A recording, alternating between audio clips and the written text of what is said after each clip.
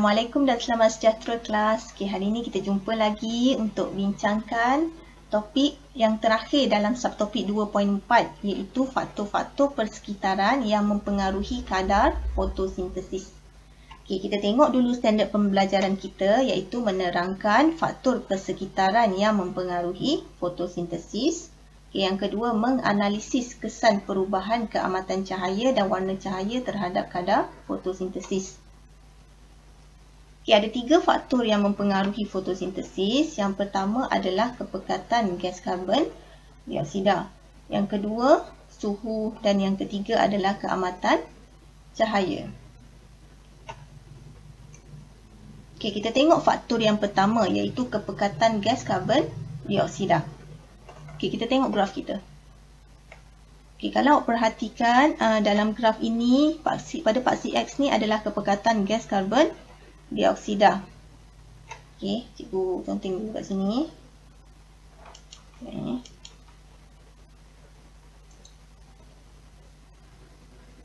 Ini kepekatan karbon dioksida rendah. Ini kepekatan karbon dioksida tinggi. Kadar fotosintesis. Dia meningkat dengan peningkatan kepekatan karbon dioksida. Tetapi pada selepas titik P ni, apabila dia melepas titik P ni, kadar fotosintesis akan kekal sama ataupun malar.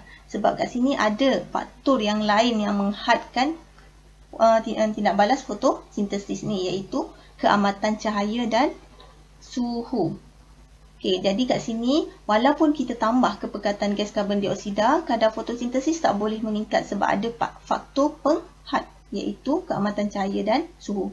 Tetapi kalau katakan kita ubah kita punya faktor penghad tadi keamatan cahaya rendah kan, kita tambah keamatan cahaya tinggi, kadar fotosintesis dia akan meningkat. Faktor yang kedua iaitu keamatan cahaya. Dan cikgu harap masih ingat bahawa cahaya ni kita perlukan dalam tindak balas bersandarkan cahaya. Kita tengok graf kita. Tengok graf 1. Kadar fotosintesis meningkat dengan peningkatan keamatan cahaya. Maksudnya bila keamatan cahaya bertambah, kadar fotosintesis bertambah juga. Sehingga mencapai takat maksimum pada waktu tengah hari. Selepas titik P ni, peningkatan keamatan cahaya tidak lagi meningkatkan kadar fotosintesis. Kalau perhatikan pada graf ni, dia menjadi malar. Kerana di sini kepekatan karbon dioksida dan suhu adalah faktor penghad.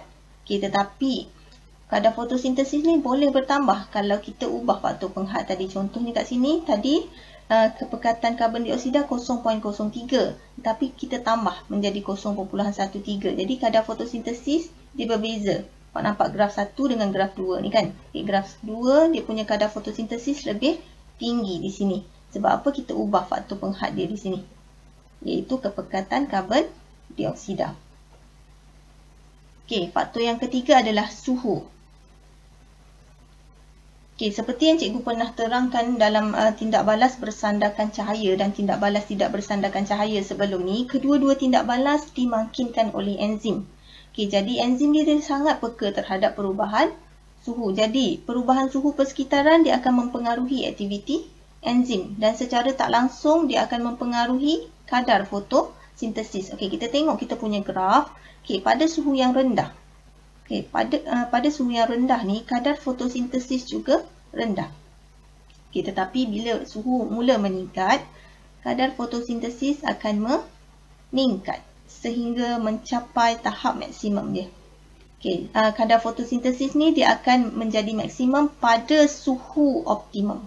Kalau kita perhatikan dalam graf kita ni, suhu optimum bagi fotosintesis di sini adalah pada suhu 25 hingga 30 darjah Celsius. Jadi pada suhu 25 hingga 30 darjah Celsius ini, fotosintesis berlaku secara maksimum.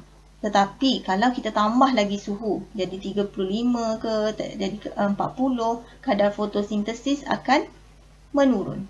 Kenapa dia menurun? Awak kena ingat balik ciri enzim tadi, dia sangat peka pada perubahan suhu. Bila suhu terlalu tinggi, enzim akan ternyah asli dan secara tidak langsung dia akan menyebabkan fotosintesis juga terhenti. Okey, kesan perubahan keamatan cahaya dan warna cahaya terhadap kadar fotosintesis. Okey, awak mesti faham bahawa kadar fotosintesis bagi tumbuhan dia tak sama sepanjang hari. Dia tak sepanjang hari tinggi je. Dia ada waktu-waktu yang mana kadar fotosintesis rendah, ada waktu kadar fotosintesis menjadi tinggi. Okey, dia bergantung kepada keamatan cahaya. Okey, kita tengok pada jam 12.30 malam hingga 6 pagi ni. Okey, pada waktu ini 12.30 malam hingga 6 pagi. Keamatan cahaya dan suhu rendah.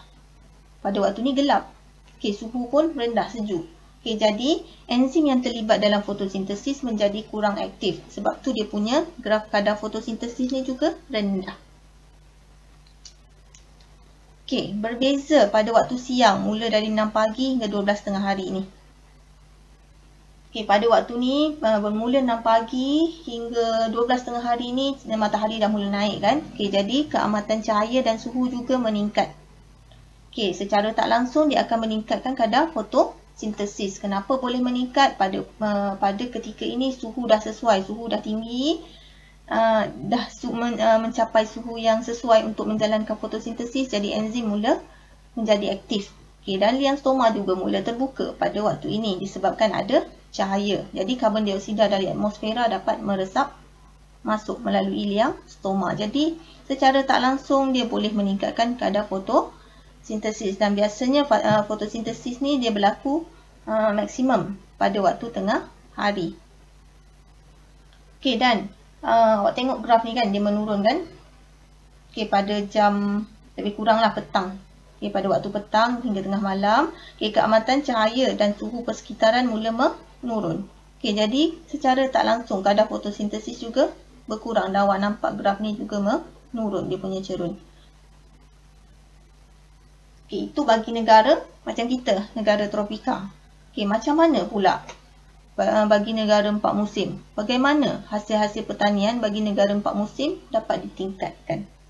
Okay, kalau macam negara kita tak ada masalah sangat sebab kita dapat cahaya matahari sepanjang tahun. Okay, tapi negara 4 musim, dia ada musim yang dia tak mendapat cahaya matahari yang mencukupi. Jadi cikgu nak awak fikir-fikirkan bagaimana hasil pertanian bagi negara 4 musim dapat ditingkatkan. Yang ni cikgu nak tanya dalam kelas nanti. Okey, kita teruskan dengan kesan perubahan cahaya tadi. Okey, selain faktor kehambatan cahaya yang cikgu sebutkan tadi, kadar fotosintesis juga dipengaruhi oleh warna cahaya. Okey, kita tengok spektrum cahaya ni. Okey, pada spektrum cahaya ni ada 7 warna iaitu ungu, indigo, biru, hijau, kuning, jingga dan warna merah. Dan panjang gelombang bagi setiap warna juga berbeza. Okey, warna ungu ni panjang gelombang dia paling pendek. Okay, manakala warna merah mempunyai panjang gelombang yang paling panjang di sini. Okey, kita tengok graf penyerapan cahaya melawan panjang gelombang. Okay, kalau awak tengok pada graf ni kan. Okay, penyerapan berlaku paling tinggi pada cahaya warna biru dan juga pada cahaya warna merah. Okay, dan recall balik apa yang ada dalam kloroplas. Dalam kloroplas ada pigmen. Okey, ada pigmen klorofil. Okey, klorofil dia akan serap cahaya merah. Manakala pigmen yang lain, karotenoid, okey, dia serap warna biru sebelum dia pindahkan kepada klorofil. Okey, kenapa warna cahaya ini yang diserap? Warna biru dengan merah ni. Okey, sebab kedua-dua cahaya ni mempunyai tenaga yang cukup untuk menguja elektron dalam tindak balas bersandarkan cahaya yang pernah awak belajar sebelum ini. Okey. Okey, dan kenapa daun ni pula warna hijau?